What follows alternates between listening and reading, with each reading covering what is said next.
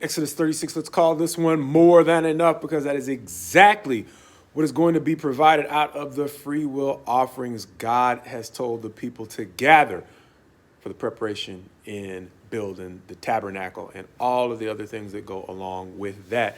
And even though the people are not especially great at obeying and ceasing their grumbling that has ticked God off at multiple occasions to this point, one of the things they are great at is giving.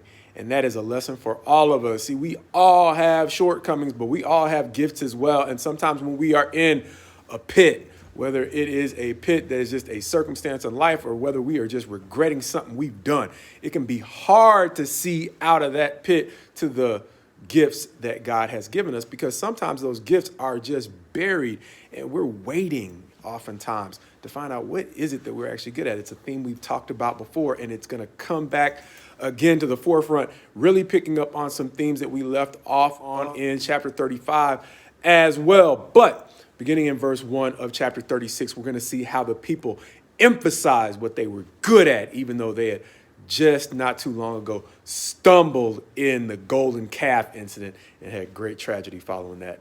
They bounced back well. As we'll see in verse 1 of chapter 36, it'll say, actually, start at verse 2.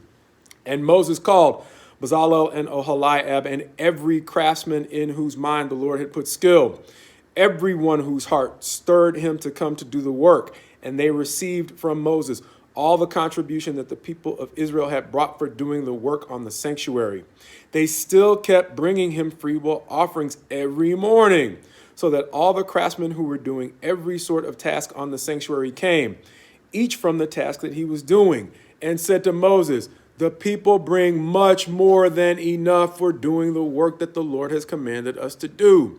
So Moses commanded, and word was proclaimed throughout the camp, "Let no man or woman do anything more for the contribution for the sanctuary." So the people were restrained from bringing, for the material they had was sufficient to do all the work and more. Whatever they could do, they did. So they might have been able to say, look, we ain't so good at obeying, but we're pretty good at giving by now. And so that's what they did. Life lessons, we've already said, whatever you're good at, do that. And it's not always something that's extra complicated. In this case, it's giving. But we're going to see it is their heart that sets them apart here, because this is setting a stage for a high point in this rough patch in Israel's history, because this is going to end up with them doing all that God has commanded them to do, even though, as with the golden calf, they strayed. But once again, we're going to see them bounce back well because their heart was in the right condition. It's going to say that over and over again, going back to chapter 35, beginning in verse 5. Take from among you a contribution to the Lord, whoever is of a generous heart. Skip down to verse 20. Then all the congregation of the people of Israel departed from the presence of Moses, and they came, everyone whose heart stirred them and everyone whose spirit moved him. Skipping down to verse 22. So they came, both men and women, all who were of a willing heart. Skipping down to verse 26, when they're going back to talking about the skilled work. All the women whose hearts stirred them used their skill and spun the goat's hair for building or doing the weaving that went into the tabernacle. Skipping down to verse 29, all the men and women of the people of Israel, whose heart moved them to bring anything for the work that the Lord had commanded by Moses to be done, brought it as a free will offering.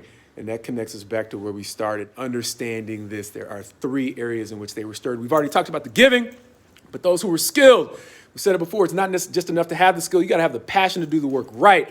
It's talking about the heart that they had to do skilled work as well. And then likewise, it's going to talk about the skill that the most skilled craftsmen, Oholiab and Bezalel, had to teach. And so understand, when you are trying to discover what your gift is, it doesn't have to be all that complicated.